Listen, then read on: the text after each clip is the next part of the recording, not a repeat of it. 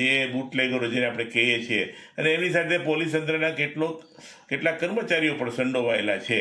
એટલે આ બધાની મિલીભગતથી ગુજરાતમાં દારૂબંધીનો જે રીતે કડક અમલ થવો જોઈએ નથી થતો. એટલે મેં લખ્યું છે કે ક્યાંય કોઈ એમ પૂછે કે ગુજરાતમાં ક્યાં ક્યાં દારૂ મળે છે, તો આપણે એને પૂછાય કે ક્યાં ક્યાં નથી મળતો. બધી જગ્યાએ મળે છે, ઇઝીલી મળે છે. અને એની પાછળનું મુખ્ય કારણ સામાજિક છે. આજે સમાજમાં આજથી 30-40 વર્ષ પહેલાં જે દારૂ પ્રત્યે સમાજનો જે છોછ હતો એ આજે ઓછો થઈ ગયો છે. આજે તમે જુઓ કે ગામડામાં દારૂની મહેફિલો વાડીઓમાં અને એમાં તહેવારોમાં થાય છે.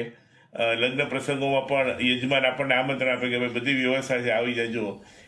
ભાજપના નેતા ડોક્ટર ભરતભાઈ કાનાબારે ગુજરાતમાં દારૂબંધીને લઈને સોશિયલ મીડિયા પ્લેટફોર્મ પર એક પોસ્ટ મૂકી હતી, જેમાં તેઓએ ગુજરાતની દારૂબંધીને ભાંગી તૂટી ગણાવી હતી, જેને લઈને રાજકારણ ગરમાયું છે. એટલું જ નહીં, તેઓએ વડગામના ધારાસભ્ય જિગ્નેશ મેવાણી પર પણ નિશાન સાધ્યું છે. તેઓએ લખ્યું છે કે જિગ્નેશ મેવાણીની ગેરકાયદેસર ચાલતા દારૂના કારોબાર સામેની લડાઈ સમાજના હિતમાં છે, પણ તેમનો ઉદ્દેશ માત્ર ને માત્ર રાજકીય છે. એટલું જ નહીં, તેમને કદાચ ખબર નહીં હોય કે દેશમાં દારૂબંધી અમલમાં હોય તેવા મોટા 2 રાજ્યો બિહાર અને ગુજરાતમાં ભાજપ સત્તા પર છે. દેશમાં કોંગ્રેસ શાસિત 3 રાજ્યો કર્ણાટક, હિમાચલ પ્રદેશ અને તેલંગાણામાં દારૂબંધી નથી. દારૂના દૂષણ સામે જિગ્નેશ મેવાણી ખરેખર ગંભીર હોય તો તેમના પક્ષની સરકારો છે ત્યાં દારૂબંધીનો અમલ કરાવવાની મહેનત કરે. આવું પણ પોસ્ટમાં લખવામાં આવ્યું છે. તો હવે આ વિષય પર તમે શું કહેશો? કરો કોમેન્ટ.